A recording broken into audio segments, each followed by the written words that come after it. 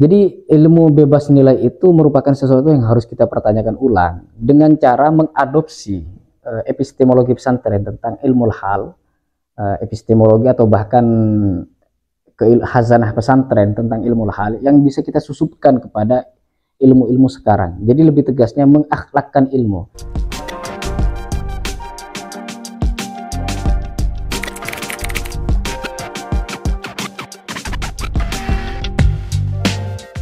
Salam sejahtera untuk semua, jumpa lagi dengan channel Iman Nalar.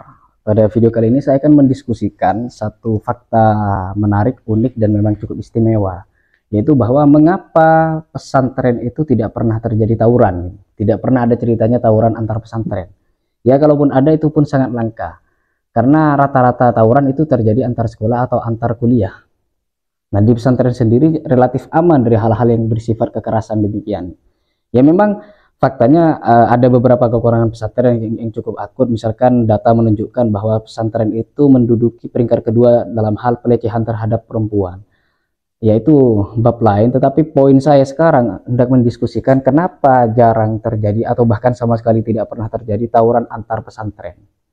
Nah, dalam hal ini saya hendak meninjaunya secara sosiologis. Misalkan Kunto Wijoyo, sebagaimana dianalisis oleh M. Fahmi dalam bukunya Strukturalisme Transendental, menelusuri jejak-jejak pemikiran Kunto Wijoyo, diterbitkan oleh Kolam di Yogyakarta tahun 2005. Dia mendiskusikan bahwa relasi sosiologis dalam pendidikan itu mengalami 3 tahap. Tahap pertama itu tahap kiai santri, kalau dalam lingkungan Indonesia secara umum dan di Jawa secara khusus. Relasi kiai santri itu adalah relasi yang kalau dalam analisisnya Emil Durkheim adalah solidaritas mekanis. Solidaritas mekanis itu individu yang terikat dalam suatu solidaritas, suatu kekompakan, suatu ikatan yang berbasis perasaan, berbasis emosional. Jadi keterikatan mereka itu adalah keterikatan berbasis persahabatan, persaudaraan, atau bahkan ya intinya itu bernada emosional spiritual dan jauh dari hal-hal yang sifatnya kontraktual. Nah, dalam dunia pesantren itu kalau dibahasakan relasi kiai dan santri itu ibarat, kalau dibahasakan secara sederhana itu Anda menjadi suri tauladan, saya mengabdi. Jadi spirit pengabdian dan keteladanan itu sangat ditekankan di pesantren. Berbeda halnya dengan di sekolah. Di sekolah itu guru murid itu relasinya itu kalau meminjam istilahnya Durkheim itu sudah berada dalam solidaritas organis, solidaritas yang terbakukan melalui sistem. Jadi solidaritasnya bukan berdasarkan kedekatan emosional, persahabatan, persaudaraan atau sebagainya, tapi sudah melalui sistem rasional yang dibakukan, dan dengan sistem itu semuanya terikat dalam suatu ikatan yang dengan agak vulgar saya menyebutnya ikatan kontraktual. Jadi kalau bahasa kasarnya itu kalau dalam dunia sekolah dan kuliah, Anda mengajar, saya bayar. Jadi ada kontrak di situ. Nah, dari solidaritas sosiologis yang berbeda ini bisa kita tarik suatu pemahaman bahwa cukup wajar mengapa pesantren itu jarang terjadi tawuran, karena secara sosiologis relasinya itu relasi berbasis solidaritas mekanis. Solidaritas yang menekankan persaudaraan, persahabatan, ikatan emosional, kedalaman batin, dan ikatan spiritual dan seterusnya gitu. Nah, itu tinjauan secara sosiologis. Tetapi yang kedua saya menambahkannya dari tinjauan epistemologis. Jadi pendidikan di pesantren itu sedari awal menekankan paradigma al-adab fauqal ilmi, adab di atas ilmu, akhlak di atas ilmu, tata krama di atas ilmu. Itu artinya ilmu apapun yang dipelajari di pesantren harus bernafaskan akhlak. Nah, penekanan terhadap akhlak ini berbeda tajam dengan paradigma ilmu barat, yaitu knowledge is power, pengetahuan adalah kekuasaan. Jadi cari ilmu itu tujuannya untuk berkuasa. Nah, di pesantren sendiri al-adab fauqal ilmi itu sebenarnya sudah terurai dalam salah satu kitab yang menjadi rujukan utamanya, yaitu kitab Ta'limul Muta'allim karya Syekh Az-Zarnuji. Jadi Syekh Az-Zarnuji, demikian juga Imam Al-Ghazali dalam kitabnya Minhajul Abidin, menekankan bahwa, bukan hanya menekankan tapi mewajibkan bahwa salah satu keharusan seorang muslim ialah ilmu hal. Ilmu hal itu ialah ilmu situasi yang sifatnya kondisional dan situasional. Jadi kamu sekarang berada di situasi apa, di kondisi apa, ilmu yang kamu butuhkan di saat itu juga adalah ilmu lahal. Tetapi ilmu lahal itu sifatnya tidak teoritis, lebih ke etis. Jadi lebih tegasnya misalkan ketika Anda berbisnis, yang dikatakan ilmu lahal itu bukan pengetahuan Anda tentang teori, konsep, ataupun praktek dan pengalaman berbisnis. Tetapi ilmu lahalnya itu bagaimana akhlak dalam berbisnis. Jadi bisnis itu harus berbasis kejujuran, kepercayaan, tanggung jawab, kedisiplinan. Lah akhlak-akhlak semacam itu dalam bisnis itu namanya ilmu lahal. Nah, ilmu lahal sendiri merupakan hal yang memang diwajibkan dalam pesantren, yaitu ilmu akhlak praktis dalam setiap situasi dan kondisi. Nah, hal ini sebenarnya menarik ya, dari fenomena pesantren tidak pernah tawuran dengan telaah saya atas kondisi sosiologis dan epistemologisnya, kita bisa mengambil poin penting dari epistemologi pesantren tentang ilmu lahal itu sendiri untuk menjawab problematika kontemporer. Sebagaimana kita ketahui bahwa abad modern itu atau abad kekinian lah secara umum menimbulkan malapetaka yang cukup besar. Pada abad 20 timbul peperangan yang tidak kunjung henti, dan sekarang terjadi eksploitasi terhadap lingkungan secara besar-besaran, yang semua itu dihasilkan dari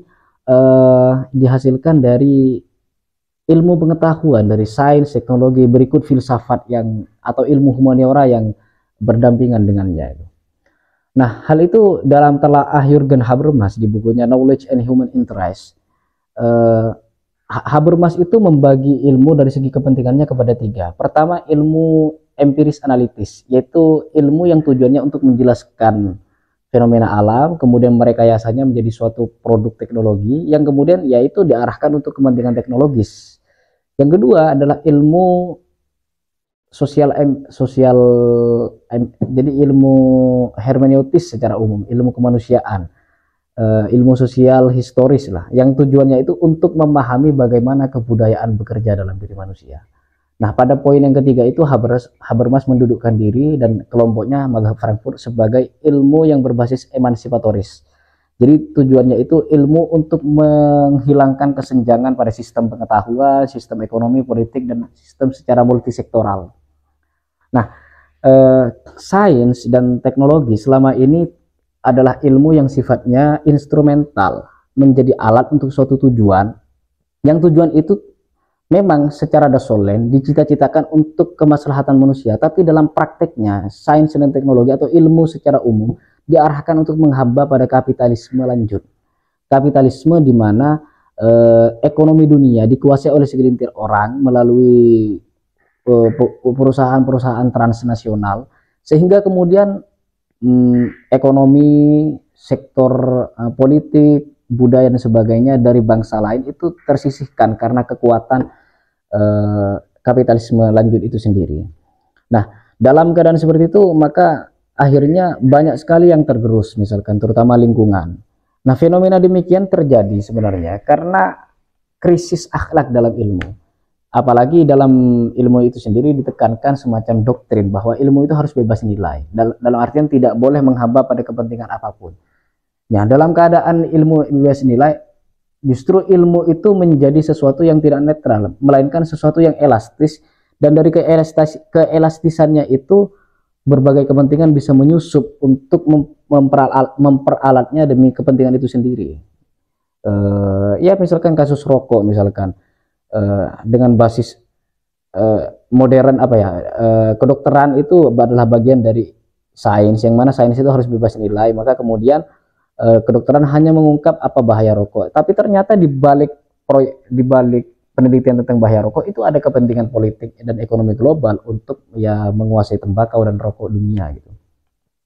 Nah, jadi ilmu bebas nilai itu merupakan sesuatu yang harus kita pertanyakan ulang dengan cara mengadopsi epistemologi pesantren tentang ilmu lahal, epistemologi atau bahkan khazanah pesantren tentang ilmu lahal yang bisa kita susupkan kepada ilmu-ilmu sekarang. Jadi lebih tegasnya mengakhlakkan ilmu.